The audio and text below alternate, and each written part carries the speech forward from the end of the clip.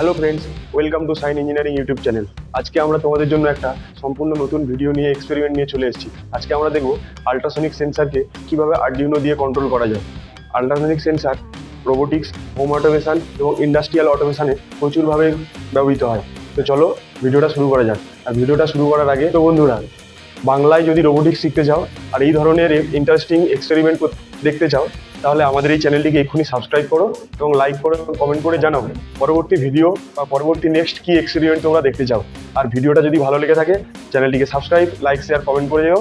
তোমাদের একটা লাইক, একটা কমেন্ট, একটা সাবস্ক্রাইব আমাদেরকে প্রচুরভাবে মোটিভেট করে। তো বন্ধুরা, চ্যানেলটিকে এক্ষুনি সাবস্ক্রাইব করো। তো চলো এক্সপেরিমেন্টটা এই দেখতে পাচ্ছ তোমাদের সামনে রয়েছে, এটা টোটাল আরডিউনো এবং আল্ট্রাসনিক সেন্সারের সার্কিট ডায়াগ্রাম। আমরা আল্ট্রাসনিক সেন্সারের ভিসিসি পিনটাকে নিয়ে আরডিউনোর 5 ভোল্টের সাথে কানেক্ট করেছি এবং সেন্সারের ট্রিগার পিনটাকে নিয়ে আমরা আরডিউনোর ডিজিটাল পিন 9 এর সাথে কানেক্ট করেছি এবং সেন্সারের ইকো পিনটাকে নিয়ে আরডিউনোর ডিজিটাল পিনের সাথে কানেক্ট করেছি এবং সেন্সারের গ্রাউন্ড পিনটাকে নিয়ে আরডিউনোর গ্রাউন্ড পিনের সাথে কানেক্ট করেছি। তো চলো এবার কোডটাকে দেখা যাক। তো বন্ধুরা, এটা আমাদের টোটাল কোড আরডিউনো এবং আল্ট্রাসনিক সেন্সারকে কন্ট্রোল করার জন্য। তো আমরা এখানে যেটা করেছি কোডটা, সেটা হলো আল্ট্রাসনিক সেন্সার দিয়ে আমরা আরডিউনোর সাহায্যে ডিস্টেন্স ক্যালকুলেট করব। তো ডিস্টেন্স ক্যালকুলেট করতে গেলে আমাদের যে কোডটা করতে হবে, কোডটা হলো টোটাল এটা। তো চলো কোডটা বুঝে নেওয়া যাক। প্রথমে আমরা দুটো ভেরিয়েবলসের মধ্যে দুটো পিন ডিফাইন করেছি, ট্রিগার পিন এবং ইকো পিন। ট্রিগার পিনকে 9 ডিফাইন করেছি এবং ইকো পিনকে আমরা 10 মধ্যে, ডিজিটাল পিন 10 মধ্যে ডিফাইন করেছি। ভয়েড সেটআপের মধ্যে সিরিয়াল ডট বিগিন 9600, এটা হলো সিরিয়াল মনিটরের একটা বড রেট। এটা সিরিয়াল মনিটরে এটাকে ভ্যালু প্রিন্ট করার জন্য সিরিয়াল মনিটরটাকে অন করে নিয়েছি। এর পরের লাইনে pin mode, trigger pin output, pin mode, echo pin input. Actually যেটা হয়, এই আরডিউনোর ট্রিগার পিনটা হলো আউটপুট এবং ইকো পিনটা হলো ইনপুট, সেটাকে আমরা এখানে ডিফাইন করে দিয়েছি। এবারে চলো ভয়েড লুপের মধ্যে মেন কোডে যাওয়া যাক। ভয়েড লুপের মধ্যে এখানে আমরা দুটো ভেরিয়েবল নিয়ে নিয়েছি, লং ডিউরেশন আর ইন্ট ডিস্টেন্স নামক দুটো ভেরিয়েবলস নিয়ে। এখন আমরা 10 ন্যানোসেকেন্ড পরে পরে ট্রিগার পিনটাকে হাই করব এবং লো করব। হাই মানে অন, লো মানে অফ। ডিজিটাল ডট রাইট নামক ফাংশন দিয়ে ট্রিগার পিনটাকে প্রথমে লো করে রাখবো, তারপরে ডিলে ইন মাইক্রোসেকেন্ড।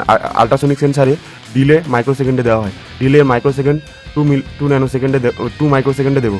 তো তার মানে অফ করে রাখবো 2 মাইক্রোসেকেন্ড। তারপরে 2 মাইক্রোসেকেন্ড পরে ডিজিটাল ডট রাইট নামক ফাংশন দিয়ে আরডিউনো পিন, এই ট্রিগার পিনটাকে, সেন্সারের ট্রিগার পিনটাকে হাই করবো। হাই করে 10 মাইক্রোসেকেন্ড পর্যন্ত হাই করে রাখবো। তারপরে ডিজিটাল ডট রাইট দিয়ে ট্রিগার পিনটাকে আবার লো করে দেবো। আমরা এবারে ওই যে ট্রিগার পিনটাকে হাই করেছিলাম এবং ট্রিগার পিন থেকে যে সিগন্যালটা, আল্ট্রাসনিক সিগন্যাল ওয়েভটা বেরিয়েছিল, সেটা কোনো অবজেক্টের গায়ে ধাক্কা খেয়ে যখন রিফ্লেক্ট করে ইকো পিনে আসবে, রিসিভার সাইডে আসবে, তখন আমরা ওই রিসিভার সাইডের ওই সিগন্যালটাকে রিসিভ করব।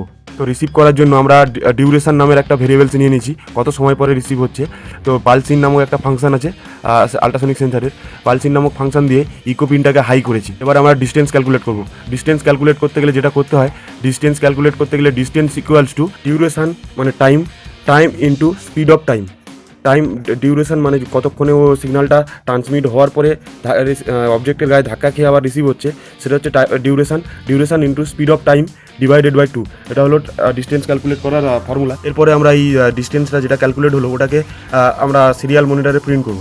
সিরিয়াল মনিটরে প্রিন্ট করার জন্য সিরিয়াল ডট প্রিন্ট এলএন, তার মধ্যে ডিস্টেন্সটাকে পাস করে দিয়েছি। ডিস্টেন্সটা কি? ডিস্টেন্সটা এখানে যে ডিস্টেন্সটা ক্যালকুলেট হচ্ছে, এই ডিস্টেন্সটা ক্যালকুলেট হওয়ার পরে এই ডিস্টেন্স নামক ভেরিয়েবলসের মধ্যে স্টোর হচ্ছে। স্টোর হওয়ার পরে সিরিয়াল ডট প্রিন্ট দিয়ে এই ডিস্টেন্সের মধ্যে আমরা শো করিয়ে দেবো আর কি। এবং ফার্স্ট লাইনটা হচ্ছে ডিস্টেন্স, এটা একটা বোঝার জন্য যে ডিস্টেন্স কত আসছে। এবং ডিস্টেন্সটা কিসে প্রিন্ট করবো? ডিস্টেন্সটা প্রিন্ট করবো সেন্টিমিটারে। তারপরে আমরা একটা ওয়েট ফর হাফ সেকেন্ডের একটা ডিলে দিয়ে দেবো। তো এটা হলো আমাদের টোটাল কোডটাকে এবার আমরা আপলোড করব। কোডটা আপলোড করতে গেলে আমাদের যেটা করতে হবে আগে, এটা হচ্ছে আমাদের আরডিউনো আইডির মধ্যে আমাদের বোর্ড সিলেক্ট করতে হবে, বোর্ড এবং পোর্ট। তো চলো পোর্টটা আগে সিলেক্ট করে নিই।